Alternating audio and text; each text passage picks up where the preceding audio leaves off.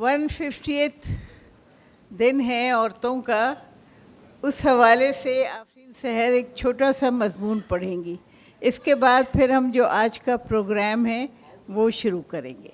Afreen please. Thank you so much.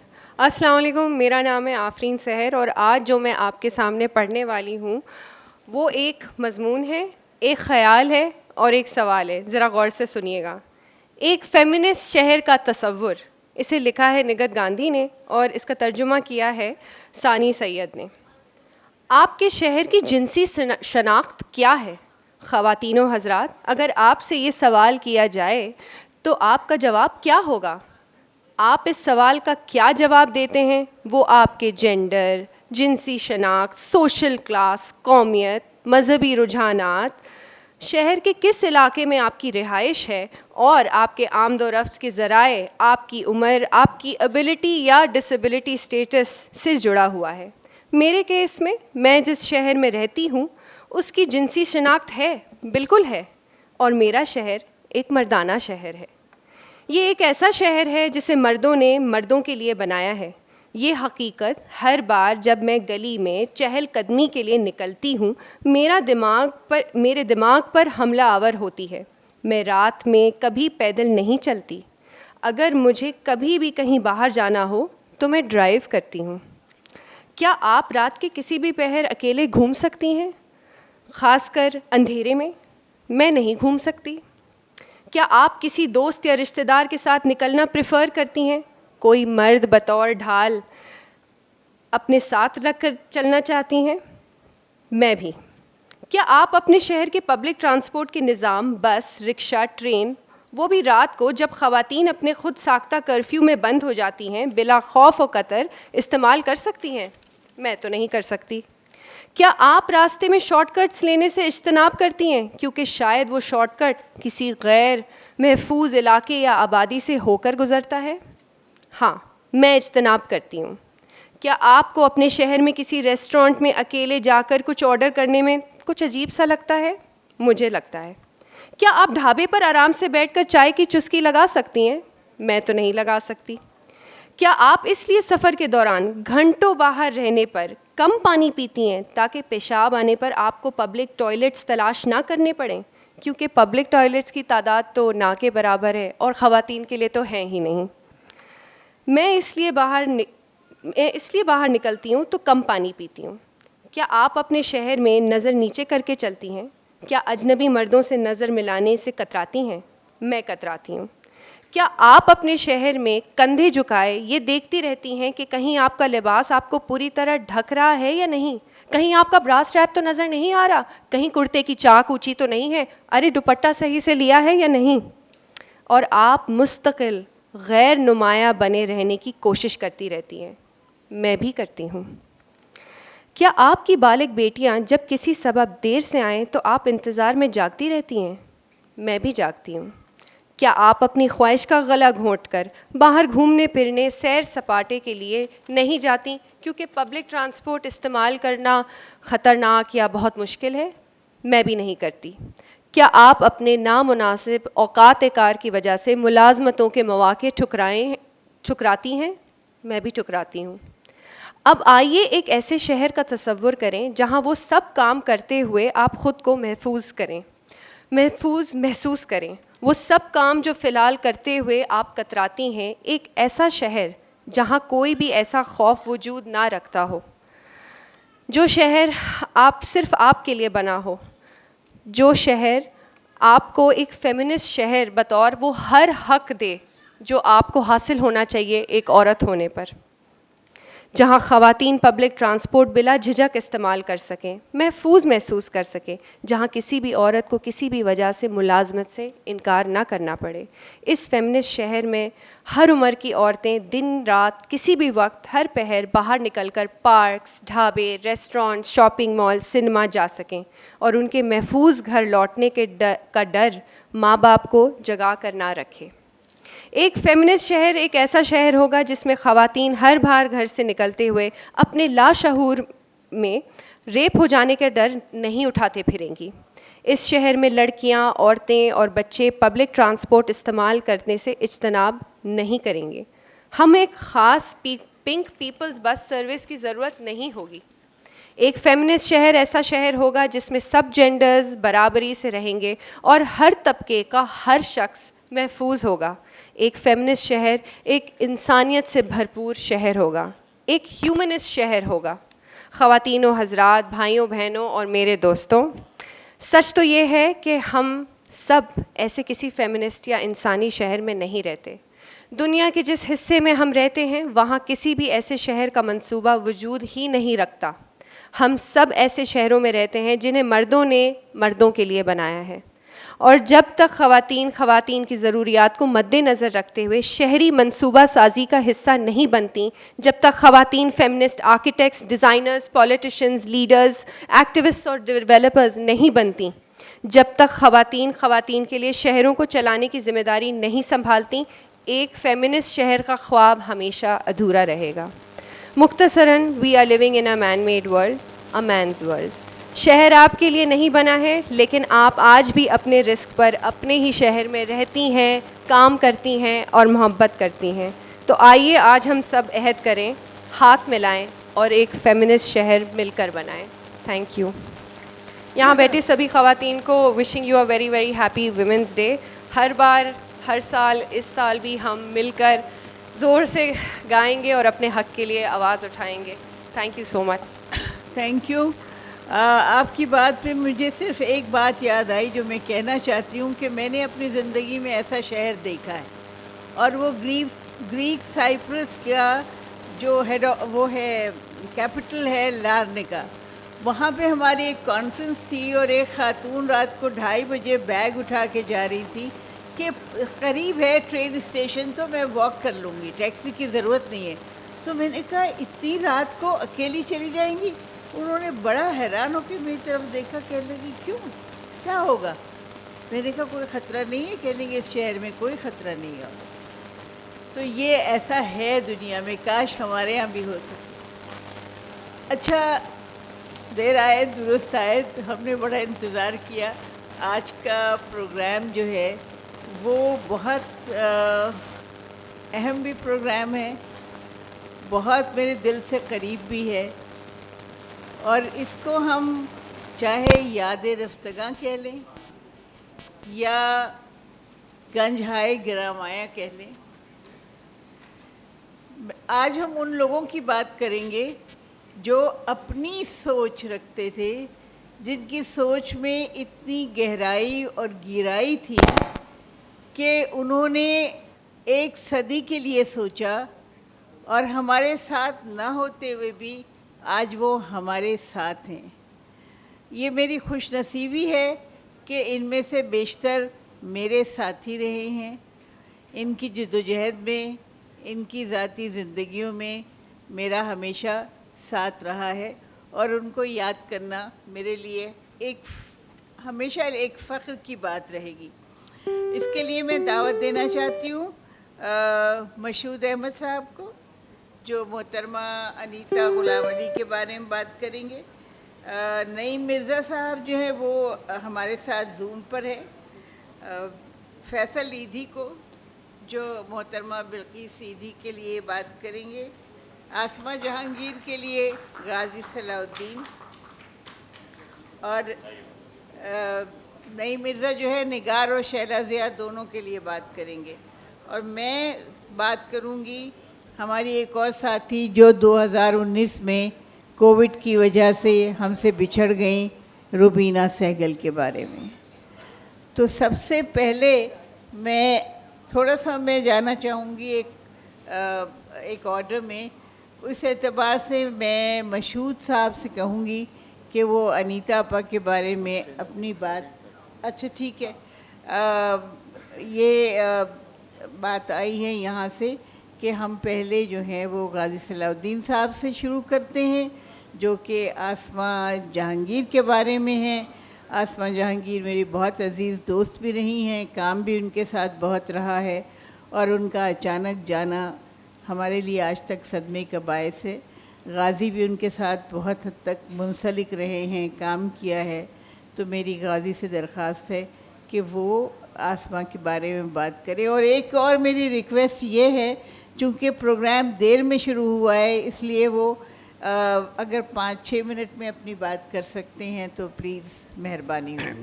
بالکل، بہت شکریہ انیس ہارون صاحبہ. ابھی جو فیمنسٹ شہر کی بات ہو رہی تھی اور آپ نے ایک مثال دی اس کی، میں یہ کہتا ہوں کہ میری نظر میں کوئی شہر رہنے کے قابل اسی وقت ہوتا ہے کہ ایک میرا ٹیسٹ ہے کہ جہاں ایک خاتون اکیلی غروب آفتاب کے بعد سڑک پر چل سکے. اور ایسے شہر ہیں، بہت شہر ہیں، ہمارا شہر نہیں ہے کوئی. اچھا، ہم یاد کر رہے ہیں اگر آسمہ جہانگیر کو، تو یہ سوچ کر حیرت ہوتی ہے کہ ہمارے نصیب میں ایک ایسی شخصیت بھی تھی، Asma. I mean it's difficult to imagine کہ somebody لائک آسمہ ہمارے نصیب میں ہوگی، ہمارے ساتھ ہوگی. ہم انہیں جانتے تھے، ہم نے ان کے ساتھ بہت وقت گزارا تھا، اور ان کی کیپیبلٹیز یعنی آج کل کے حالات میں جب ہم دیکھتے ہیں کہ کیا کچھ ہو رہا ہے تو ہر قدم پہ مجھے تو آسمہ یاد آتی ہیں کہ وہ ہوتی ہیں اس وقت، وہ کیا کہتی ہیں، کس طرح سے ایکسپلین کرتی ہیں چیزوں کو. Asma was the bravest person I know, not among women overall. کوئی مرد بھی میں نے اتنا بہادر نہیں دیکھا جتنی آسمہ تھی. اور ان کے بہت سی چیزیں اس وقت آپ سن سکتے ہیں. آسمہ کے بارے میں بہت سی باتیں، کیونکہ جیسا کہ انیس ہارون صاحبہ نے کہا کہ میں کوئی تقریباً 20 سال سے زیادہ عرصے ہیومن رائٹس کمیشن کے کونسل کا ممبر رہا ہوں، اور آسمہ جو ہیں وہ کو فاؤنڈر بھی تھیں human rights commission of Pakistan کی، کئی دفعہ اس کی چیئر پرسن رہیں، اور وہ دا moving spirit behind the whole جو پروجیکٹ تھا اس کی.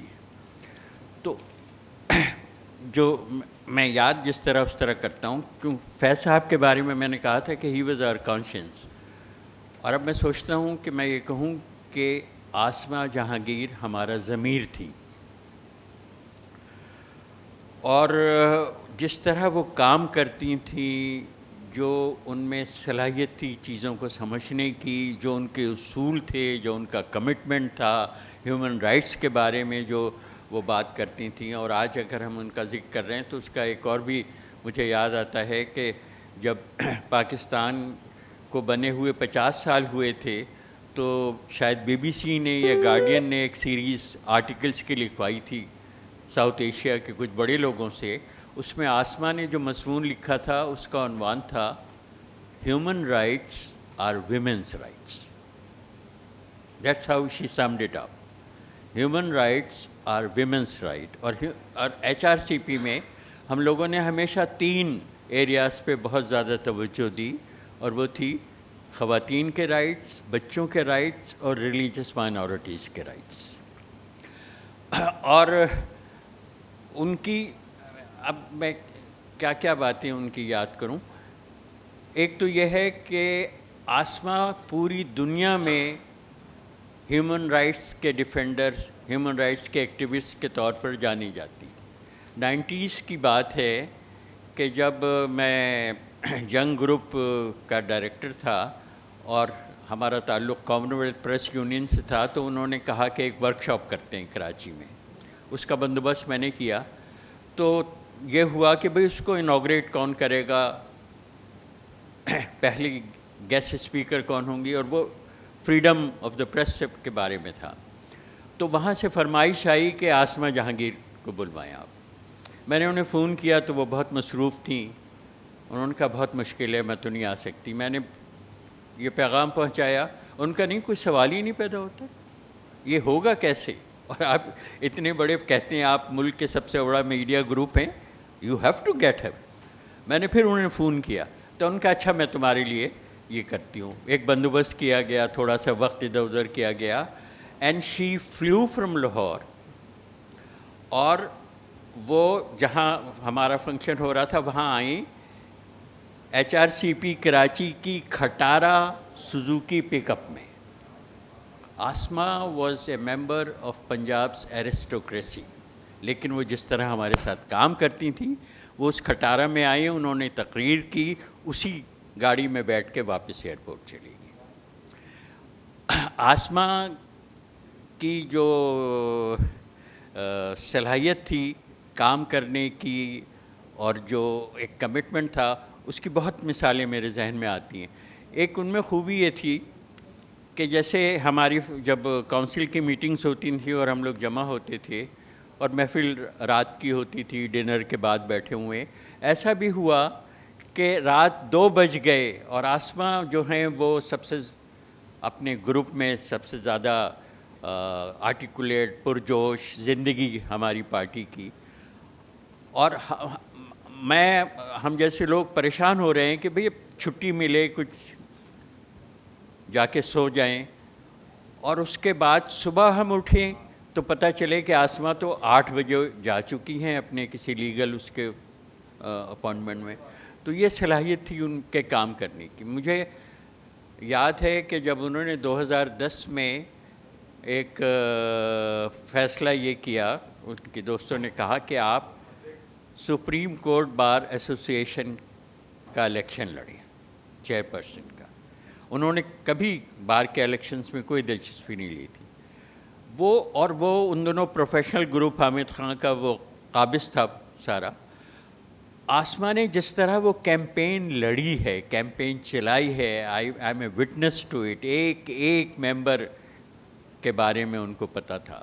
And she was always a winner. I mean جو بھی کام وہ کرتی تھیں اس جوش کے ساتھ کہ لڑنا ہے اور جیتنا ہے, اور and it was a very crucial election. وہ محمد اویس یا کون تھے ان کے مخالف, اور وہ چھوڑے سے مارجن سے جیتی, but she was the first woman chairperson of the Supreme Court Bar Association. اور اس کے بعد سے ایک آسمہ جہانگیر گروپ بن گیا جس نے سالوں ان کی وہ کی. ایک اور اپنے خود مجھ سے متعلق ایک چھوٹی سی بات یہ ہے کہ جب پرویز مشرف نے کو کیا تو میں نے جو کالم لکھا اس میں ایک ذرا سا شائبہ یہ تھا کہ ایک تھوڑی سی خوشی کا سا کچھ شائبہ تھا, اور وہ اس طرح سے تھا کہ بھئی ہم عاجز آ گئے تھے نواز شریف کی شریعت کے اس سے. اور تو یہ نہیں تھا کہ بھئی ملٹری کو جو ہے وہ اچھی بات ہے, لیکن یہ تھا کہ بھئی یہ جو شریعت کی بات ہو رہی ہے یہ کیا ہے, کیا مذاق تھا یہ. اور تھوڑی سی امید تھی کہ بھئی ایک لبرل آدمی ہے, 2 کتے گود میں لیے ہوئے ہے, کمال اتاترک کا ذکر کرتا ہے. تو یہ کالم میں نے لکھا. اس کے کچھ دن بعد ہی ہماری کونسل کی میٹنگ ہوئی. وہاں بھری کونسل میں انہوں نے میری کلاس لے لی اور انہوں نے کہا یہ تم نے کیسے یہ اس طرح کے جذبات کا اظہار ممکن ہی کیسے ہے. How can any one not totally condemn military intervention, اس کے علاوہ کوئی اور آپشن ہی نہیں ہے. اور میں نے معذرت کی. میں نے پھر اگلا کالم لکھا. کالم میں میں نے اپنے پڑھنے والوں سے معافی مانگی کہ یہ تو کوئی سوال ہی نہیں پیدا ہوتا کہ ہم کسی ملٹری انٹرونشن کو کسی بھی وجہ سے کوئی بھی اس کو کنسیشن دیں اور اس کو وہ کریں. آسمہ کی دنیا میں جو حیثیت تھی اور ان کو جو انعامات ملے, مجھے تھوڑا سا اندازہ یہ ہوا کہ ان کے انتقال کے بعد آسمہ کا تعلق United nations human rights council سے بہت تھا. وہ رپورٹیر بھی ان کی رہتی تھیں, ان کے لیے کنسلٹنسی بھی بہت کی. ہنا جیلانی جو ان کی بہن ہیں وہ بھی بہت اس سے متعلق رہی ہیں. تو جب ان کا انتقال ہوا تو ہیومن رائٹس کونسل نے جنیوا میں ان کے لیے ایک تعزیتی جلسہ کیا, اور مجھے یہ موقع ملا کہ on behalf of HRCP I went there to speak about Asma. اور وہاں جو ان کی نمبر 2 تھیں, انہوں نے جس طرح اپنی تقریر میں آسمہ کا ذکر کیا, جس جذباتی انداز میں بالکل یعنی میرے لیے حیرت کی بات تھی. اور انہوں نے کہا کہ میں تو ان راہداریوں میں آسمہ کے قدموں کی چاپ سنتی ہوں. مجھے تو جب کسی میٹنگ میں بیٹھتی ہوں تو مجھے لگتا ہے کہ وہ بیٹھی ہوئی ہے. تو یہ آسمہ کی خوبی تھی. دوسری بات یہ ہے کہ آسما کا نام پاکستان کی آئینی تاریخ میں ہمیشہ رہے گا اور وہ آسما جیلانی کیس کی وجہ سے رہے گا. آسما جیلانی کیس جو ہے وین شی واز ینگ، ہنا اور آسما نے اپنے باپ کے لیے جو ان کو گرفتار کیا گیا تھا وہ لڑائی لڑی، اور کیس جو کیا آسما جیلانی کیس کے نام سے جو مشہور ہے وہ اس لحاظ سے بہت اہم ہے کہ اس سے پہلے کا ایک فیصلہ تھا سپریم کورٹ کا، ڈوسا کیس اسے کہتے ہیں، اس کو اوور ٹرن کیا گیا، ڈاکٹرین آف نیسیسٹی کو اوور ٹرن کیا، اور یحییٰ خان کو اس میں یوزرپر ڈکلیئر کیا گیا. تو یہ وہ کیس ہے کہ جو تاریخ میں لکھا جائے گا اور وہ آسما سے منسلک ہے. تو آسما بس سچ اے پرسن، ان کی بہادری، اور آسما کے ساتھ ایک اور بہت موقع مجھے ملا فیکٹ فائنڈنگ گروپس میں. اور فیکٹ فائنڈنگ گروپس میں ہم لوگ بلوچستان جا رہے ہیں. مجھے یاد ہے جب 2013 کی شاید بات ہے، زیارت کو جلایا ملیٹنٹس نے، 2 دن بعد ہم وہاں موجود تھے. تو اور ہمارے ساتھ جاتی تھیں. ایک شکایت میڈیا میں بہت لوگ کرتے رہے ہیں این جی اوز کے خلاف کہ یہ این جی اوز جو ہیں یہ 5 اسٹار ہوٹلس میں ان کے فنکشنز ہوتے ہیں، ان کی بڑی بڑی گاڑیاں ہوتی ہیں، 4 ویل ڈرائیوز گاڑیوں میں گھومتے ہیں. ایچ آر سی پی میں ایسا نہیں ہوتا تھا. ایچ آر سی پی میں ہمارے جو سال میں 2 دفعہ کونسل کے سیشنز ہوتے تھے، تو ایک دفعہ لاہور میں ہوتا تھا، ایک دفعہ ملک کے کسی شہر میں. تو معمولی ہوٹل میں ڈبل آکوپینسی کے ساتھ ہم ٹھہرتے تھے، آسما خود اس میں. کچھ لوگ ہوتے تھے کہ جو اپنے خرچ پہ باہر کہیں رہتے تھے، لیکن بہت ہی ماڈسٹی کے ساتھ، بہت ہی اس کے ساتھ کوئی اس میں وہ ایفلوئنس کا اور کوئی دکھاوے کی کوئی چیز نہیں ہوتی تھی. H R C P is a tribute to her. H R C P کی جو دنیا میں حیثیت ہے، ایچ آر سی پی کے جو state of the human rights ہر سال وہ چھاپتے ہیں، اس کی اتنی کریڈیبلٹی ہے کہ پوری دنیا جو ہے وہ پاکستان میں ہیومن رائٹس کی سچویشن کیا ہے وہ اس رپورٹ سے کہ اس سے دیکھتی ہے. تو جب ہم آسما کو یاد کرتے ہیں تو ہم یہ یاد کرتے ہیں کہ ایک ایسی بہادر، سمجھدار، کمیٹڈ شخصیت. شکریہ. قاضی، مجھے آج کل آسما کی کمی زیادہ محسوس ہوتی ہے، جبکہ سناٹا ہے اور لوگ بولتے نہیں ہیں. بہت زیادہ کمی محسوس ہوتی ہے، اور خاص طور پہ مجھے یہ یاد آتا ہے جب میں بڑے بڑے سیاسی لیڈروں کو جیل جاتے ہوئے ڈرتا ہوا دیکھتی ہوں. ایک دفعہ ہم نے لاہور میں جلوس نکالا، مجھے یاد نہیں کون سا موقع تھا کیونکہ نکالتے رہتے تھے ہم. تو ہم سب نے اپنے ہاتھ پکڑے ہوئے تھے اور ہم آگے جا رہے تھے. تو آگے پولیس بہت بڑی تعداد میں کھڑی تھی اور انہوں نے کہا کہ آپ لوگ آگے آئیں گے تو ہم پکڑیں گے.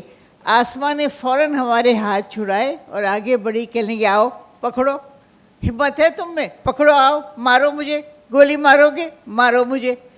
یہ دیکھ کے ہم سب کا جو ایک خوف تھا وہ ٹوٹ گیا. ہم سب بھی آگے بڑھے اور پولیس والے بھاگ گئے وہاں سے. تو یہ شان تھی آسما کی. تو آج کل مجھے بہت کمی محسوس ہوتی ہے. She was cofounder of the women action forum. جی بالکل. اب جو ہے ہم آج، میں نے بتایا کہ ایسے لوگوں کی بات کر رہے ہیں جنہوں نے اس دنیا کو بدلنے کے لیے بہت بڑی بڑی قربانیاں دی ہیں. ان میں ایدھی صاحب کو تو ہم سب جانتے ہیں کہ وہ کتنے بڑے آدمی تھے. وہ ایک صوفی منش آدمی تھے، اور ان کا کیا کنٹریبیوشن ہے، کیا ادارہ ہے جو آج تک ہر غریب کو، ہر بے سہارا کو، زندہ انسانوں کو، بے کفن لاشوں کو، سب کو سہارا دیتا ہے. اور ان کا ساتھ نبھایا بلقیس ایدھی صاحبہ نے. آسان نہیں تھا ان کے ساتھ رہنا. وہ ہم سے کہتی تھی بہت مشکل ہے اس کے ساتھ رہنا. لیکن یہ کہ بہرحال وہ ایک قدم بھی کبھی پیچھے نہیں ہٹی اور ہمیں ان کا بہت زیادہ احترام ہے. فیصل یہاں موجود ہیں. فیصل ایدھی سے میں درخواست کرتی ہوں کہ وہ ہمیں ہماری آڈینس کو بلقیس ایدھی صاحبہ کی زندگی کے بارے میں کچھ بتائیں. السلام علیکم. سب سے پہلے تو بلقیس ایدھی صاحبہ کا جب ذکر آئے گا, آپ کا شکریہ, آپ نے جو ہے وہ موقع دیا اس جو ہے وہ پروگرام میں, اور میں اس لائق تو نہیں تھا کہ بلقیس ایدھی صاحبہ پہ بات کروں, لیکن کچھ چیزیں ہیں چونکہ زندگی کا ایک بہت بڑا حصہ ہم نے ان کے ساتھ گزارا ہے.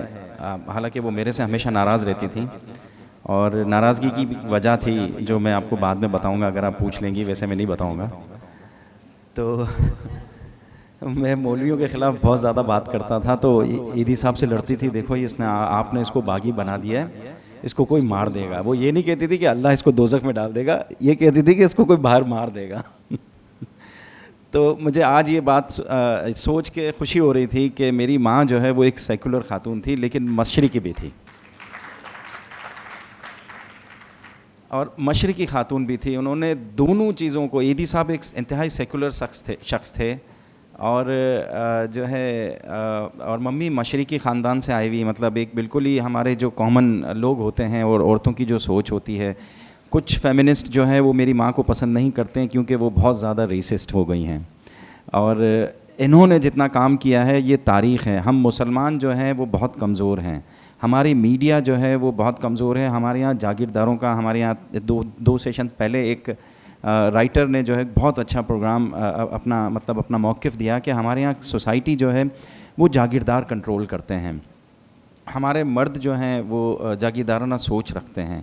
اس کی وجہ سے جو ہے یہ ایک مردانہ سماج ہے اور اس میں عورتوں کو موقع نہیں ملتا. خیر, میں بلقیس ایدھی صاحبہ کی بات کروں گا.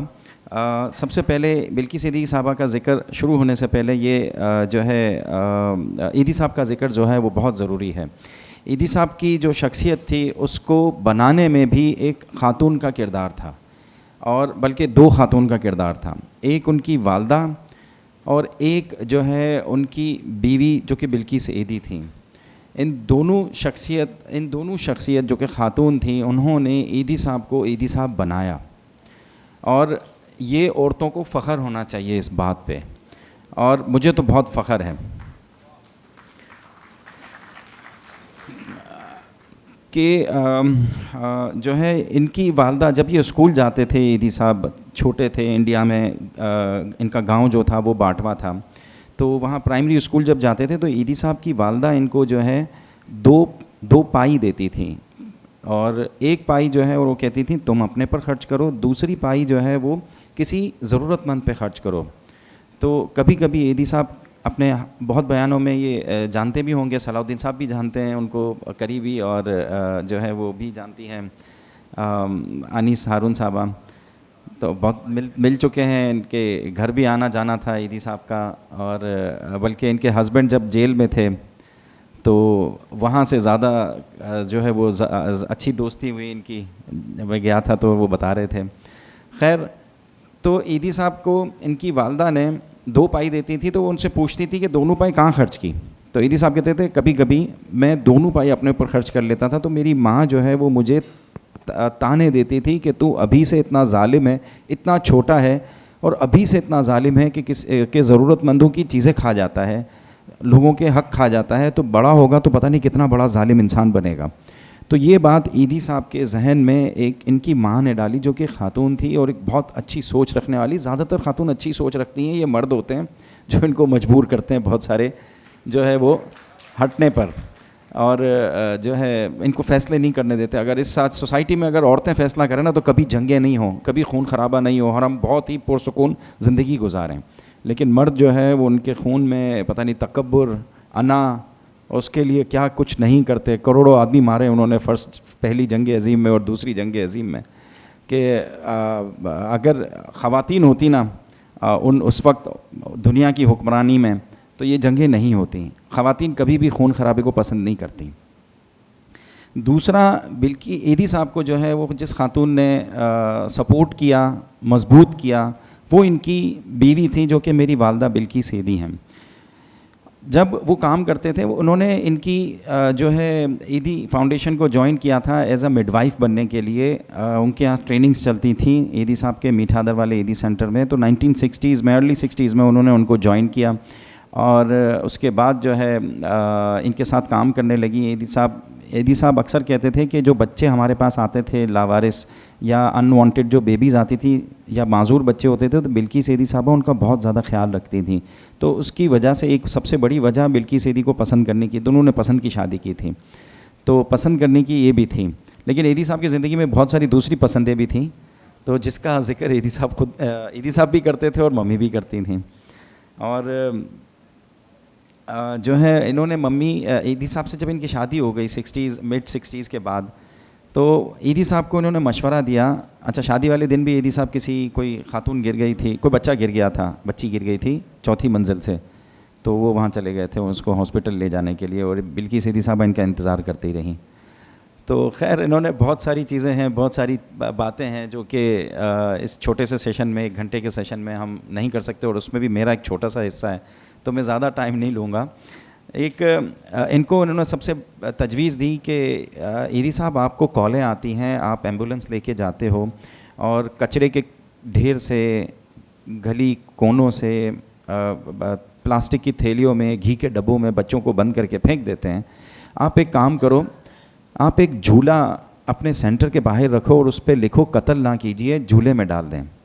تو ایدی صاحب کو یہ مشورہ اچھا لگا اور انہوں نے اس وقت ایک ہی ایدی سینٹر ہوتا تھا لیکن چونکہ بلقیس ایدی صاحبہ کی سپورٹ سے ان کی اتنی ہمت بڑھی اور ان کے خلاف جو علاقے میں جو گروپ بہت زیادہ سرگرم ہوتے تھے جن میں نام نہیں لوں گا جماعتوں کا, اس میں سیاسی مذہبی جماعتیں بھی شامل تھیں, وہی سب سے زیادہ ایکٹیو تھیں. ایدی صاحب کو کہا کرتے تھے کہ یہ کافر ہے, یہ ناجائزیت پھیلا رہا ہے, یہ ہے, یہ وہ ہے. لیکن بلقیس ایدی صاحبہ نے ان کو بہت سپورٹ کی اور ان کو کہا کہ آپ جھولا رکھیں, اور اس جھولا رکھنے پہ بہت زیادہ تنقید ہوئی لیکن ایدی صاحب جو ہے وہ تھے غصے والے اور ضدی آدمی تھے. تو انہوں نے اس پوائنٹ پہ جو ہے وہ ان کا ساتھ دیا, بلکہ اس پہ عمل کیا. اور پورے پاکستان میں پھر جتنے بھی سینٹر کھلتے گئے تو جھولا جو ہے وہ لازماً رکھا جاتا تھا اس سینٹر کے باہر, جو آج بھی موجود ہے. اور اس جھولے نے ہزاروں لڑکیوں, ہزاروں بچوں کو جو ہے وہ بچایا ہے, جن میں میجورٹی لڑکیاں ہیں. کیونکہ ہمارا سماج, میں نے آپ کو پہلے بھی کہا کہ مردانہ سماج ہے. ہمارے یہاں آج بھی اگر کوئی خاتون بچی پیدا کرتی ہے تو اس کو اچھی نگاہ سے نہیں دیکھا جاتا, اس کو برا کہا جاتا ہے. اور پہلے ہی گھر میں 7-8 لڑکیاں آلریڈی پیدا ہوئی ہوں تو یہ کہتے ہیں کہ چھوڑ کے آ جانا, گھر میں نہیں لے کر آنا. اور اس کا قصوروار بھی اس کی ماں کو ٹھہرایا جاتا ہے, حالانکہ سائنٹیفکلی یہ غلط ہے. یہ مرد کا قصور ہوتا ہے اگر وہ لڑکیاں پیدا کر رہا ہے. دوسرا اس جھولا پروجیکٹ کی وجہ سے ہزاروں بچیاں جو ہیں وہ آج بچے جو ہے وہ آج ماشاءاللہ زندگی بسر کر رہے ہیں. اچھی زندگیاں کتنے کہاں ہیں, مطلب مجھے تو ملتے ہیں, میری عمر سے بھی بڑے ہوتے ہیں اور مجھے کہتے ہیں کہ میں آپ ہی کے ادارے سے آیا ہوں, تو مجھے انتہائی خوشی ہوتی ہے. اور مجھے امی یاد آتی ہیں کہ یہ خاتون ایسی تھیں جو کہ ایک مشرقی خاتون تھی لیکن ایسا کام ایسی سوسائٹی کے اندر کیا جو کہ عام آدمی نہیں کر سکتا. اور عورتوں کی پناہ کا جو ایدی صاحب کے پاس جو سسٹم تھا, ہمارا جو ایدی ہوم ہوتے ہیں, اس میں بھی جو عورتوں کی جو پناہ گاہیں ہیں اس میں لاکھوں کی تعداد میں خواتین پناہ لے چکی ہیں اور باحفاظت اپنے گھروں پہ گئی ہیں. ایسے علاقوں کے لوگ جو اپنی عورتوں کو جان سے مار دیتے ہیں, ہمارے قبیلے کے علاقوں کے لوگ, ہمارے بلوچ قبائل کے لوگ ہیں, ہمارے پشتون قبائل کے لوگ ہیں, وہ مار دیتے ہیں. لیکن جب ایدی بابا کا نام آتا ہے تو ان کی بھی تلواریں جو ہے وہ نیچی ہو جاتی ہیں کہ نہیں یہ محفوظ ہے اور ایدی بابا کے گھر سے آئی ہیں. ہزاروں بچیوں کی بھی زندگیاں بچائیں. ایک سینئر جرنلسٹ تھے جنگ اخبار میں, صلاح الدین صاحب کو شاید یاد ہو, اس بات کا میں ذکر کروں گا. انہوں نے ایک بہت پہلے آرٹیکل لکھا تھا 80s میں, جو کہ میں نے پڑھا تھا, وہ میں ہوگا ہمارے کسی نہ کسی آرکائیو میں, لیکن نکالنا مشکل ہوگا. خیر, انہوں نے ایک سروے کیا تھا, انہوں نے بمبئی کو کراچی کے ساتھ کمپیئر کیا تھا کہ بمبئی کا جو ریڈ ایریا ہے وہ اتنا بڑا کیوں ہے, اور اس میں مسلمان لڑکیوں کا بہت بڑا انپٹ ہے. تو ہماری سوسائٹی بہت سخت ہے, ہم عورتوں کو معاف نہیں کرتے ہیں, ہم اپنی بیٹیوں کو معاف نہیں کرتے ہیں. ہمیں اپنے رویے تبدیل کرنے ہوں گے, ہمیں انہیں عزت دینی ہوگی. میری بیٹی ڈاکٹر بن رہی تھی, تو میری گھر میں جو ہے وہ سب کہہ رہے تھے کہ نہیں, ہمارے روایت میں جو ہے وہ گھر میں لڑکیوں کو پڑھانا نہیں ہے. تو اس کو شوق تھا, میں نے اس سے پوچھا تھا, میرا بھی شوق تھا, تو میں نے اس سے پوچھا کیا بننا ہے, تو انہوں نے کہا ہاں ڈاکٹر شیر شاہ سید جو ہیں ان سے ہم نے مشورہ کیا تو ان کے نمبر کم آئے تھے, انہوں نے کہا کلاس ریپیٹ کرو. میری بیٹی کو منع کیا گیا کہ آپ شادی کر لو پھر ڈاکٹر بنتے رہنا. میری بیٹی کو کہا کہ آپ کو کیا کرنا ہے, تو انہوں نے کہا نہیں مجھے پڑھائی کرنی ہے. آج ماشاءاللہ 5th ایئر ہے, وہ اس سال جو ہے وہ گریجویٹ ہو جائے گی, اور میں نے اس کا ساتھ دیا, اور آج بھی میں اس کے ساتھ کھڑا ہوں, کیونکہ بار بار میرے گھر میں یہ پریشر آ رہا ہے کہ اس کی شادی کراؤ, اس کی شادی کراؤ. تو میں اس کو یہی کہہ رہا ہوں کہ آپ کو جو کرنا آپ کرو. تو میری بیٹی جو ہے وہ, میں اس کے ساتھ کھڑا ہوں, جب بھی جیسے بھی وہ زندگی جینا چاہے. میں ان کو یہی کہتا ہوں کہ ہمارے گھر میں جتنی بھی میٹرک پاس لڑکیاں تھیں وہ مار کھا کے آتی ہیں اپنے شوہروں سے, اور بیٹھی ہوئی ہوتی ہیں اور کچھ بھی نہیں کر سکتی ہیں. میں اپنی بیٹی کو اس طرح نہیں ہونے دوں گا, میں اس کو اس پاؤں پہ, اپنے پاؤں پہ کھڑا کروں گا. اور شادی تو پہلے کرے, میں یہ نہیں کہتا, لیکن جب مار کھا کے آئے گی تو وہ اپنی زندگی بھی گزار سکتی ہے. دوسرا میری جو ہے وہ بلقیس سیدی کا چونکہ ذکر ہو رہا ہے, تو عورتوں کو انہوں نے پناہ دی, اور ہزاروں کی تعداد میں. جنگ اخبار کے ایک سینئر جرنلسٹ تھے جنہوں نے مختلف ساؤتھ ایشیا کے شہروں کو اسٹڈی کیا, تو کراچی کو اسٹڈی جب انہوں نے کیا, ریڈ ایریاز کو, تو ان کو پتہ چلا کہ کراچی کے ریڈ ایریا اتنے چھوٹے اس لیے ہیں کہ اس کی وجہ جو ہے وہ شہر میں بلقیس سیدی موجود ہیں.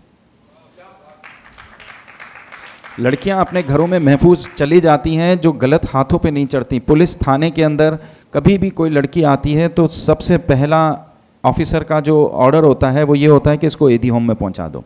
حالانکہ انڈیا کے جو شہر ہیں ان میں لڑکیاں محفوظ نہیں ہیں, بھلے وہ سیکولر ملک ہے, وہاں پہ عورتوں کی بہت بڑی آواز ہے, عورتوں کی ہمارے سے بہت آگے ہیں لیڈرشپ میں, لیکن وہاں کی عورتیں اتنی محفوظ نہیں ہیں جتنی ہمارے یہاں پہ اس معاملے میں ہے. باقی معاملات میں نہیں کہہ سکتا, لیکن اس معاملات میں جو ہے وہ سیف جگہوں پہ ہوتی ہیں اور اپنے گھر پہ سیف چلی جاتی ہیں, اور اس میں کہیں زور زبردستی نہیں ہوتی. ہماری کوشش یہ ہوتی ہے کہ ان کو عدالتوں میں جا کے طلاقیں نہ کروائیں.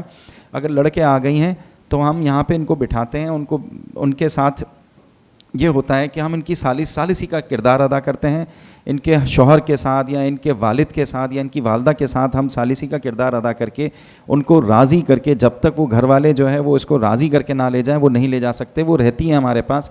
کچھ خواتین جو ہے وہ 1 ہفتہ رہتی ہیں, تو کچھ 1 سال تک رہتی ہیں, لیکن اپنے گھر ضرور جاتی ہیں اور کسی غلط جگہ نہیں جاتی. اور یہ سارا کردار جو ہے وہ, میں سارا کریڈٹ جو ہے وہ بلقیس سیدی صاحبہ کو دوں گا, جو آج بھی یہ درخت اتنے پھل دے رہا ہے, اور ہزاروں لاکھوں لڑکیوں کو, ہمارے پاس رجسٹر موجود ہیں, ایسا نہیں ہے ہم ہوا میں باتیں کر رہے ہیں, یہ ورلڈ ریکارڈز ہیں. لیکن چونکہ مسلمان میڈیا اتنا کمزور ہے کہ وہ اپنے نمائندوں کو صحیح جگہ دلوا ہی نہیں پاتا, اور ہمارے لیڈروں پہ تو مجھے بھروسہ ہی نہیں ہے. مسلمانوں کے جتنے بھی اپر کلاس ہے وہ ساری مفاد پرست ہے, دولت پرست ہے, اور ان سے وہ نہ عوام پرست ہے, وہ انسانوں سے نفرت کرتے ہیں وہ جو ہے وہ. لیکن ہماری ورکنگ کلاس جو ہے ان کو مضبوط ہونا ہوگا. خواتین جو ہے اس میں بہت آگے اس وقت اہم رول ادا کر رہی ہیں, اور میں سمجھتا ہوں کہ ہمیں مشرقی جو ہماری جو ویلیوز ہیں اس کو نہ چھوڑتے ہوئے ہم سیکولر بنیں تو ہی بہت اچھا ہوگا, ورنہ جو ہے ہماری سماج بہت خطرناک طریقے سے ڈیوائیڈ ہوگا, اور اس کا فائدہ مولویوں کو اور ہماری اپر کلاس کو ہوگا. فیصل نے جو باتیں کی ہیں ان سے جو ہم سب کا خاص طور پہ خواتین کا خیال رہا ہے کہ اگر بلقیس ایدھی کا ساتھ نہ ہوتا تو ایدھی صاحب وہ سب نہیں کر سکتے تھے جو کچھ انہوں نے کیا. تو میرا خیال ہے کہ احترام ہے ایدھی صاحب کے لیے بھی, بلقیس ایدھی کے لیے بھی, اور ان کے سارے خاندان کے لیے. اچھا, اب مجھے یہ بتایا گیا ہے کہ زوم پر بھی ہمارے ایک ساتھی ہیں نئی مرزا صاحب جو انتظار کر رہے ہیں, اور وہ عورت فاؤنڈیشن کے ہیڈ ہیں. وہ بات کریں گے 2 بہت بڑی خواتین کے بارے میں जिन्होंने न सिर्फ औरत फाउंडेशन बनाई, ख़वातीन के हुकूक़ के लिए बहुत जिद्दोजहद की और ऐसा इदारा कायम किया जिसकी ब्रांचेस सारे पाकिस्तान में मौजूद हैं और जिनका काम चाहे वो कानून के हवाले से हो, चाहे वो औरतों के लिए हरासमेंट के क़वानीन के हवाले से हो, या किसी भी हवाले से औरत की तरक्की के हवाला अगर समझें हम, तो उनसे बेहतर मेरा ख़्याल है कि शायद ही कोई ऐसे इदारे होंगे जिन्होंने इतना काम किया हो।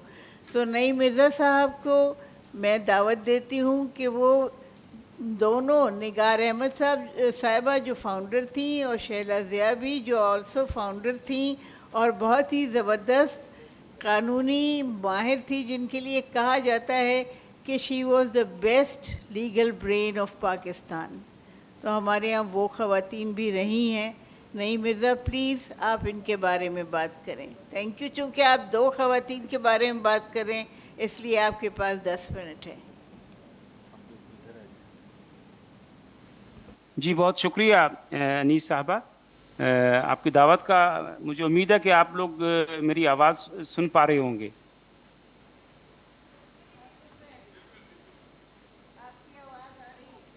जी, मुझे ये कहना है अनीस साहबा कि एक तो हम अगरचे मैं हर वक्त बातें करता रहता हूँ, 8 मार्च था वहाँ भी बोले इधर उधर, लेकिन जब शैला का और निगार अहमद का ज़िक्र आए तो मुझे ऐसे लगता है जैसे मेरी सिट्टी गुम हो गई है और अभी तो और लगता है जैसे वो मेरे सामने आकर खड़ी हो गई हैं। अगरचे एक तवील सफ़र उनके साथ गुजारा है तो लेकिन एक इतना गहरा जज्बाती तासुर और जज्बाती असर उन्होंने ना सिर्फ़ उन लोगों पर जिन्होंने शैला और निगार अहमद के साथ काम किया और उनकी तादाद सैकड़ों और हज़ारों में है। मैं सिर्फ़ उन एम्प्लॉइज़ की बात नहीं कर रहा जो औरत फाउंडेशन के मुलाजिम थे या वहाँ पर काम करते थे, बल्कि उन ख़वातीन की एक बड़ी तादाद की बात कर रहा हूँ और मर्दों की, उन वॉलंटियर्स की एक बड़ी तादाद की बात कर रहा हूँ जो औरत फाउंडेशन की कैंपेन्स में और जो हमारी समाजी और निचली सतह पर जो समाजी तब्दीली का अमल था उसमें औरत फाउंडेशन का हिस्सा बने। तो उनकी ज़िंदगियों पर इन दोनों ख़वातीन ने बहुत गहरा असर छोड़ा है। और सच्ची बात है कि ये औरत फाउंडेशन अपने हुजम में और अपनी तादाद में एक बड़ी तंजीम होने के बावजूद, यानी जिसका पूरे मुल्क में जिसकी शाखें हैं और जिसके वॉलंटियर्स और जिसके दफातर हैं, लेकिन फिर भी हम एक ख़ानदान की तरह ये बनते हैं। जब मिलते हैं तो ऐसे मिलते हैं जैसे कि मेरे ख़्याल में ऐसे तो शायद रिश्तेदार भी नहीं मिलते होंगे। तो वो एक बहुत स्ट्रॉन्ग नज़रियाती और ज़ाती सा ताल्लुक़ बन गया है और बन गया था इनके साथ, और जिसे हमारी तंजीम के और तंजीम से बाहर लोग जो हैं वो ना सिर्फ बुला नहीं पाते हैं, बल्कि ये निगार और शैला हमारी ज़िंदगियों का हिस्सा बन गई हैं। हमारी सिर्फ ज़िंदगियों का नहीं बल्कि हमारी फैमिलीज़ की भी ज़िंदगियों का हिस्सा बन गए हैं। हमारी जो फैमिली मेम्बर्स हैं वो भी उसी तरह उनको करते हैं। आज इत्तेफाक से या कह ले कैसे भी है कि आज शैला ज़िया का यौम वफ़ात भी है। 10 मार्च 2004 को उनका इंतकाल हुआ था और मुझे याद है कि जब हम 10 मार्च 2004 को 2005 10 मार्च को जब उनका इंतकाल हुआ तो इस्लामाबाद के कब्रिस्तान में औरतों का एक बड़ा हजूम था और हमने इससे पहले कभी हमें इत्तेफाक नहीं हुआ कि इतनी औरतें हमने जो वहाँ पर बड़ी तादाद में उसके जनाजे में भी और उनको दफनाने की रस्म में भी। तो वहाँ पर जो है निगार अहमद लाहौर थी, वहाँ से वो तशरीफ़ लाई। बहुत से लोग आए, बड़े पार्लियामेंटेरियंस भी आ गई, शरी रहमान भी थी, नीलुफर बख्तियार भी थी और समिया राहील भी थी और बहुत सी जमातों से भी ख़वातीन वहाँ आ गई थी। और निगार ने शैला की कब्र पर खड़े होकर बड़े हौसले से कहा कि आप फ़िक्र न करें, निगार शैला कहीं भी नहीं गई, وہ اس وقت جنت میں بیٹھ کر حوروں کو آرگنائز کر رہی ہوگی.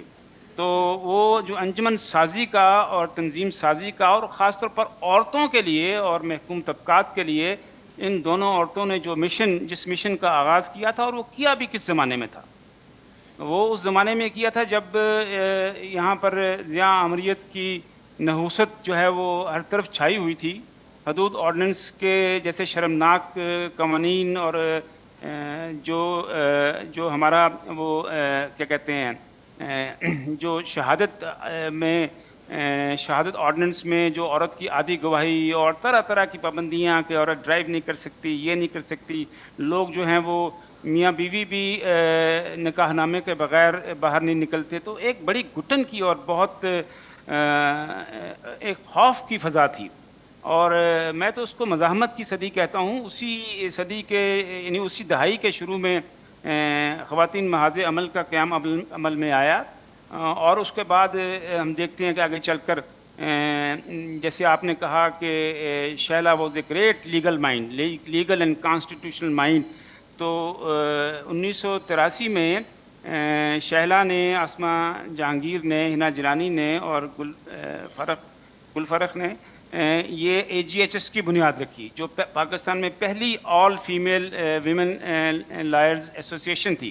اور پھر 1986 میں عورت فاؤنڈیشن کی بنیاد رکھی. عورت فاؤنڈیشن نے آج جو ہم دیکھتے ہیں کہ سماجی سطح پر ہم دیکھتے ہیں کہ وہ نچلی سطح پر یعنی کمیونٹی کے لیول پر، گاؤں میں، دیہاتوں میں، پاکستان کے دور دراز علاقوں میں جو ہے وہ ایک ایسا شعور پیدا کیا جس میں ان کا پیغام یہ تھا کہ یہ جو دنیا ہے یہ صرف جو پیٹریارکی کے تحت صرف مردوں کی نہیں ہے، مرد اس کائنات کا محور نہیں ہے، مرد اس سماج کے اوپر جو اس نے ایک غلبہ حاصل کر لیا ہے ایک گروہ کے طور پر، وہ غیر منصفانہ ہے. تو شیلا کے پاس اس کا ہتھیار قانون تھا، تو اس نے قانون کو استعمال کرتے ہوئے فیملی لاز کے اندر جو ہیں وہ اصلاحات تجویز کی. وہ ادارہ جاتی اصلاحات کی بہت ایکسپرٹ تھی، یعنی کمیشنز بنائے جائیں اور جو ہیں منسٹریز کیسے ہوں گی اور کیسے ان میں عورتوں کی ریپرزنٹیشن کیسی ہوں گی.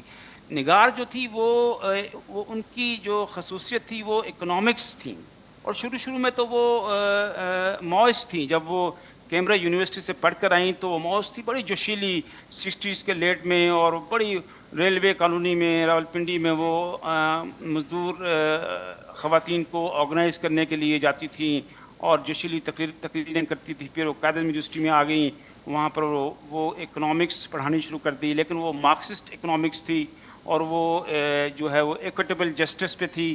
تو وہ اس کے بعد پھر ان دونوں دوستوں نے آپس میں، یہ دونوں جو ہیں وہ بہت گہری دوست تھیں. آپ کی بھی بہت گہری دوست تھی، آپ کی ہم اثر ہیں. ہم تو خواتین محاذ عمل کو سیکنڈ ویو آف فیمنزم کی ڈاٹرز کہتے ہیں. These are daughters of second wave of feminism in Pakistan.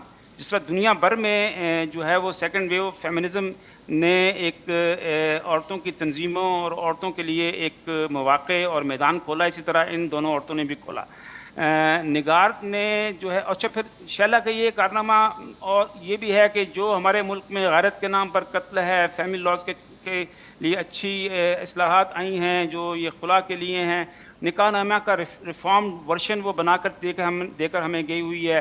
پھر حدود آرڈیننس کے خلاف اس نے ترامیم کا پورا ایک نقشہ ہمارے سامنے پیش کیا، جس پر چل کر ہم نے آگے کامیابی حاصل کی.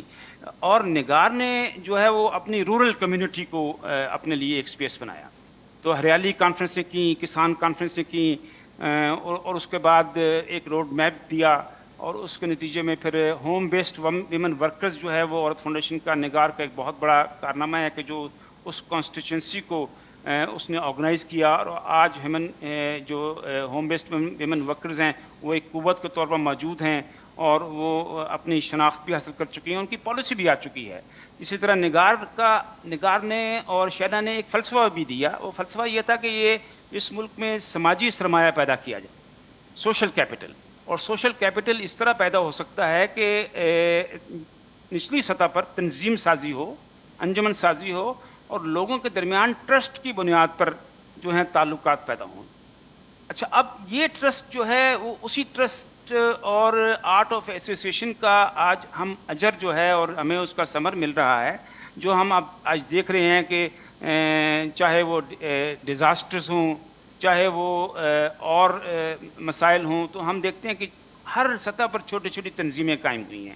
ان چھوٹی چھوٹی تنظیموں کو جن میں عورتوں کی بھی تنظیمیں ہیں, جن میں فیمنسٹ آرگنائزیشنز بھی ہیں, جن پہ مختلف ہیومینیٹیرین اسسٹنس کی بھی تنظیمیں ہیں, ان کو بنانے میں, اور جن میں عورتوں کی بھی تنظیمیں, ان کو بنانے میں میرے خیال میں یہ کوئی شک نہیں ہے کہ اس میں نگار احمد کے ویژن نے بہت بنیادی کردار ادا کیا. اور شہلا ضیاء کا جو اسٹریٹجک ویژن تھا, شہلا ضیاء اسٹریٹجی کی ماہر تھی کہ ایسے جائیں, پہلے یہ کر لیں وہ کر لیں.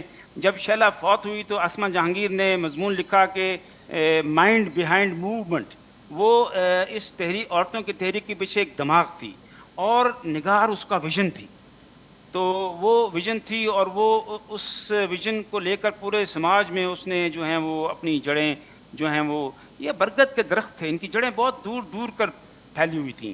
اور آپ دیکھتے ہیں کہ انہوں نے مختلف اداروں کو قیادت بھی دی. انہوں نے جو ہے وہ پارلیمنٹ میں جو عورتوں کی نشستیں ہیں اس کے لیے بڑی بہادرانہ, بہت بے خوف جدوجہد کی. اور آج ہم دیکھتے ہیں کہ یہ ابھی جو یوتھ جو بول گیا ہے, یہ جب ہم بات کر رہے ہیں یہ اس وقت کی بات ہے جب سوشل میڈیا پہ نہیں تھا. اور مجھے بھی 25 سال ہو گئے ہیں. انیس, آپ بھی اس قافلے میں مجھ سے بہت پہلے ہیں, آپ تو پائنیئرز ہیں. یہ ویف کی بھی پائنیئرز تھی, نگار بھی اور شیلا بھی, آپ بھی. تو یہ ایک لمبی جدوجہد ہے جس میں ان خواتین نے اس ملک میں عورتوں کے لیے سماجی تبدیلی کے لیے بہت ہی گراں قدر خدمات انجام دی ہیں. اور میرے خیال میں تاریخ جو ہے وہ ان کو کبھی نہیں بھلا سکے گی. اور انہوں نے ایک بہت بڑی لیگیسی اپنے پیچھے چھوڑی ہے, اور اس کو لے کے اب عورت فاؤنڈیشن کے اندر اور عورت فاؤنڈیشن کے باہر دوسری نہیں تیسری جنریشن آ چکی ہے, ینگ جنریشن آ چکی ہے, ینگ فیمنسٹ آ چکی ہیں, اور وہ زیادہ بولڈ ہیں, زیادہ جرأت مند ہیں. آپ لوگ ہم سے زیادہ تھیں, یہ چلے آپ سے زیادہ تو نہیں ہو سکتی, آپ لوگ ناراض نہ ہو جائیں, لیکن یہ بھی بہت بہادر ہیں. تو یہ ایک قافلہ چل رہا ہے, یہ انہی کی بدولت چل رہا ہے. جو کامیابیاں ہمیں حاصل ہوئی ہیں, آج اتنے لاز آ چکے ہیں, ہر چیز کے لاز آ رہے ہیں, امپلیمنٹیشن کی طرف بات جاری ہے. تو ہم ان اپنی جو بہت ہی بڑی رہنما ہیں, اسما جہانگیر ہیں, بلقیس ایدی ہیں, روبینہ سہگل ہیں, نگار احمد صاحبہ ہیں, شہلا ضیاء ہے, ان کو سلام پیش کرتے ہیں. اور ہماری نسل بھی اور ہمارے بعد آنے والی نسلیں ہمیشہ ان کے لیے جو ہے وہ اپنا سر جو ہے وہ فخر سے بلند کر سکیں کہ ہمیں ایسے شاندار رہنما میسر آئے. بہت بہت شکریہ. شکریہ نعیم, آپ نے بہت کچھ یاد دلا دیا ہے. آپ کو معلوم ہے کہ میری کتنی زیادہ قربت رہی ہے, میں سن نہیں پا رہا ہوں. میری کتنی زیادہ قربت رہی ہے میں ان سن نہیں پا رہا لوگوں ہوں. سے کہ آج میں جانتے ہوئے بھی کہ شیلی کا یوم وفات ہے, اس بارے میں بات نہیں کر سکی اور نہ کر سکتی. ایک بہت بڑا سرمایہ تھا ان سب کی صورت میں ہمارے ساتھ, چاہے وہ آسمہ تھیں, نگار, شیلی یا روبی یا بلقیس ایدی صاحبہ, یا میں کہوں گی ایون انیتا غلام علی صاحبہ, جنہوں نے ہمیں سچ کے لیے کھڑا ہونا سکھایا. تو میں صرف ایک شعر ان لوگوں کی خدمت میں خراج عقیدت کے طور پہ پیش کرنا چاہتی ہوں. شمع نظر خیال کے انجم جگر کے داغ, شمع نظر خیال کے انجم جگر کے داغ, جتنے چراغ ہیں تیری محفل سے آئے. تو ان خواتین کو ہم ہمیشہ یاد کریں گے اور ہمیشہ ہم ان کو خراج تحسین پیش کریں گے. ایک اور بات بھی میں کہنا چاہتی ہوں, مجھے اس پہ بھی فخر ہے کہ بیشتر کا تعلق جو ہے وہ خواتین محاذ عمل یا ویمنز ایکشن فورم سے رہا ہے, جس نے جب سب خاموش تھے ضیاء الحق کے خلاف علم بغاوت بلند کیا اور کہا کہ پاکستان کو ایک جمہوری ریاست بننے کی ضرورت ہے. یہ ایک بہت بڑا کارنامہ تھا جس میں پیش قدمی خواتین نے کی تھی اور یہ ساری خواتین جو ہے وہ ان میں شامل تھیں. اب میں مشہود صاحب کو دعوت دیتی ہوں. اور جیسے میں نے بتایا کہ انیتا آپا بہت مشفق، بہت مہربان تھی مجھ پہ. انہوں نے ہمیں سچ بولنا سکھایا. مجھے ایک بات ان کی ہمیشہ یاد رہے گی کہ جن دنوں بہت کچھ بولنے پہ پابندی تھی، بہت قدغن تھی، انہوں نے کھڑے ہو کے اپنی گونجدار آواز میں کہا تھا، ہمیشہ سچ بولو اور کچھ نہیں کر سکتے، سچ کا ساتھ دو، stand up and be counted. اور میں وہ بات کبھی نہیں بھول سکتی مشہود صاحب. Thank you. جی بہت شکریہ. مختصراً ایکچولی جب قاضی صاحب آسمہ کی بات کر رہے تھے اور جب بلقیس آپا کی بات ہو رہی تھی تو بہت سی کامن جو ہیں وہ چیزیں انیتا آپا کی جو ہیں وہ میرے سامنے سے گزر رہی تھیں. اب فیصل صاحب، غازی صاحب مشہور لوگ ہیں. آپ لوگ سوچ رہے ہوں گے کہ یہ کون ہے جو انیتا آپا کے بارے میں بات کرنے آیا. تو سب سے پہلے تو میرا تعارف یہ ہے کہ I have had the privilege of working with Professor Anita Ghulam Ali as her shadow for 10 long years, from 1997 to 2007. And I'm very proud to say that she used to say that I am the closest person to her for being a son.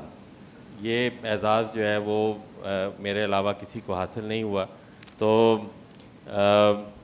یہ جو آپ بات کر رہی ہیں انیس آپا، یہ بالکل درست ہے، چونکہ انہوں نے یہ وہ کہتی تھیں کہ such and the ultimate truth is when it is spoken in front of power.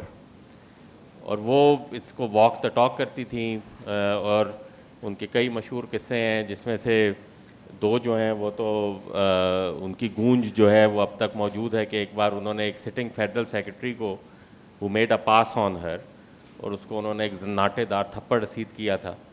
اور ایک اور سٹنگ ایجوکیشن سیکرٹری کو جنہوں نے ایک ان ایتھیکل کامنٹ ان کے بارے میں پاس کیا تھا تو سامنے پڑا ہوا پیپر ویٹ ان کو دے مارا تھا. تو یہ اس طرح کی خاتون تھی وہ، لیکن نہایت رحم دل، نہایت شفیق، لیکن انبلیویبلی ریزیلینٹ.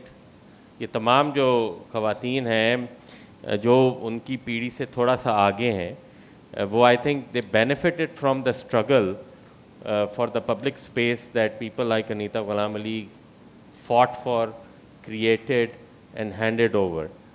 جو مجھ کو ڈیپلی بات کنسرن کرتی ہے آج کل کے پاکستان میں، وہ یہ کرتی ہے کہ اب آسمہ کی اور انیتا کی جو کریٹ کی ہوئی اسپیس ہے، آئی پرسنلی، اور اس کا کوئی برا نہ مانے، don't really see anybody coming and capitalising on those spaces in a manner and a fashion that they used to, with so much dignity, with so much respect that they would command from every strata of the society. تو وہ education ان کا پیشن تھا، اور teacher وہ تھیں by birth I believe. تو ان کو جو ہے وہ بہت شوق تھا ٹیچنگ کا اور ٹیچرس کی مینٹورشپ کا. تو میں اکثر جو ہے وہ جب ٹیچرس کے مختلف گروپس ان سے آ کے ملتے تھے تو وہ ان کو بتاتے تھے ہماری یہ مشکل ہے، یہ پالیسی نہیں ہے، وہ پالیسی نہیں ہے. تو وہ ان کو کافی ڈسمس کر دیتی تھیں کہ یہ جو ہیں یہ ہیلے بہانے میرے سامنے نہیں چلیں گے. کیونکہ اگر تم ایک سندھ کے انٹیریئر کے گاؤں میں اگر تم ایک کلاس روم میں بیٹھی ہو تو کون سا فیڈرل منسٹر اور کون سا بندہ تمہارے سر پہ بیٹھا ہوا ہے to stop you from doing your job, which is to be creative, which is to give the best that you can given your resources and given your environment. ایک تو یہ چیز جو ہے وہ بہت لوگوں کو انسپائر کرتی تھی. دوسرے جو ایک چیز جس نے اب پاکستان میں اس کے لاز آ گئے, وہ ہمیشہ سے یہ کہتی تھیں کہ یہ لینگویج کا بڑا سلسلہ رہتا ہے کہ کس لینگویج میں پڑھایا جائے. کبھی ہم انگلش لینگویج ہو جاتے ہیں, کبھی ہم اردو میڈیم ہو جاتے ہیں, کبھی ہم یہ میڈیم ہو جاتے ہیں, وہ میڈیم ہو جاتے ہیں. تو وہ واضح طور پہ کہتی تھیں کہ بچے کو اس زبان میں پڑھانا چاہیے جس میں وہ خواب دیکھتا ہے. تو وہ اب اس کی مینیفیسٹیشن جو ہے وہ کوگنیٹیولی بھی جو ہے وہ ریسرچ بھی سامنے آ گئی کہ کتنی زیادہ اہم بات ہوتی ہے کہ بچے جس لینگویج میں موجود ہوتے ہیں اسی لینگویج میں ان کی تعلیم کی جائے. اور آخری بات جس پہ میں جو ان کی ایک I think one of the greatest contributions ہے انیتا آپا کی, that she always believed in the dignity of labor and she really took on these international institutions جو کہتے تھے کہ چائلڈ لیبر ہے, یہ ہے, وہ ہے, تو وہ کہتی تھی کہ چائلڈ لیبر تو پھر رسول اللہ بھی تھے چائلڈ لیبرر, کیونکہ وہ بچپن سے جو ہے وہ کام اپنے ہاتھ سے کرتے تھے and so on and so forth. تو working conditions of the labour جو ہے وہ امپروو کرنا ضروری ہے, لیکن ڈگنیٹی آف لیبر کے اوپر وہ کمپرومائز نہیں کرتی تھی. اسی وجہ سے وہ بہت جو اپنے ووکیشنل انسٹیٹیوشنز اور ان طرح کی چیزوں کو پروموٹ کرتی تھی. تو thank you for having me here to speak about obviously somebody جو کہ اس دور میں رہیں جس میں اتنے ٹی وی چینلز نہیں تھے, جس میں سوشل میڈیا نہیں تھا. تو ہمارے جو ینگ یہاں پہ لوگ بیٹھے ہوئے, میں تو ان سے صرف درخواست ہی کروں گا کہ Google Hare and learn about her, not only about her but جن بھی خواتین کا یہاں پہ ایز آئیکن ذکر ہو رہا ہے, آئی تھنک یہ ہم پہ قرض ہے کہ ہم انہیں نہ بھولیں, اور جو ان کی ویلیو سسٹمز تھے ہم ان سے سیکھیں. اور خاص طور پہ جو آج کی پیڑھی ہے جو جانتی ہی نہیں کہ کس طرح کی عظیم قربانیاں جو ہیں وہ ہماری بہت سی خواتین نے دی ہیں اس اسٹیج تک آنے کے لیے. تو اس کانفرنس کے توسط سے میرا تو مین پیغام یہی ہوگا کہ make an effort to learn about those women. Thank you جی. جی شکریہ, شکریہ مشہود صاحب. اب آخر میں میری ذمہ داری یہ ہے کہ میں ایک بہت مختصر سی بات روبینہ سہگل کے بارے میں بھی کروں, جو کہ اسی قافلے کا ایک رکن تھی جس کے بارے میں ابھی تک بات ہوئی ہے. 2 سال پہلے 2021 میں انفارچونیٹلی کووڈ-19 نے روبینہ سہگل کو ہم سے چھین لیا. روبینہ جو ہیں وہ ایک ریسرچر تھیں, ماہر تعلیم تھیں, مصنف تھیں, تجزیہ کار تھیں, پتہ نہیں وہ کیا کچھ تھی. انہوں نے اتنی کتابیں لکھی ہیں, اتنے پیپرز لکھے ہیں جس کی ایک لمبی فہرست ہے.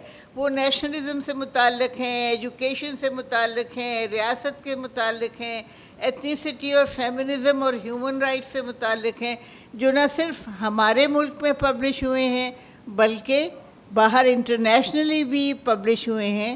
وہ ایک انٹرنیشنلی ریکگنائز ایکلیمڈ وہ شخصیت تھیں جن کو ایک ماہر تعلیم, مصنف, ریسرچر اور تجزیہ کار کی حیثیت سے جانا جاتا تھا. روبینہ ظاہر ہے, یہ جیسے میں نے بتایا کہ مجھے یہ اعزاز رہا ہے کہ میں بھی ویمنز ایکشن فورم کا شروع سے ہی حصہ رہی ہوں. تو یہ سارے لوگ وہ ہیں جن کے ساتھ میرا بہت قریبی تعلق رہا ہے کام کے حوالے سے اور ان کی ذاتی زندگیوں کی اور دوستیوں کے حوالے سے. ایک بات کامن جو آسمہ جہانگیر میں اور روبینہ سہگل میں تھی وہ یہ کہ بظاہر جن سے لوگ اتنا ڈرتے تھے اور اتنی باروب شخصیتیں ہونے کے باوجود جب یہ ذاتی محفل میں شام کو ہمارے ساتھ بیٹھتی تو اتنی بذلہ سنج ہوتی, اتنی پرمزہ گفتگو کرتی کہ گانا بجانا, ادھر کی باتیں ادھر کی باتیں, ان کی نقلیں ان کی نقلیں, کہ ہم ہنستے ہنستے ہمارے پیٹ میں بل پڑ جاتے تھے. اور جو کبھی اس محفل میں نہ بیٹھا ہو اس کو کبھی یقین نہ آئے کہ آسمہ اور روبی جو ہے یہ کر سکتی ہیں. لیکن یہ بہت کھلے ذہن کے لوگ تھے, لوگوں سے بہت آسانی کے ساتھ گھل مل جاتے تھے, بہت سادہ زندگیاں انہوں نے گزاری ہیں اور بہت مقبول رہے ہیں, اور اتنا بڑا انہوں نے اپنا ورثہ چھوڑا ہے کہ آج بھی میرا یہ پوچھنے کو دل چاہتا ہے کہ مقدور ہو تو خاک سے پوچھوں کہ اے لئیم تو نے وہ گنج ہائے گرامایا کیا کیے.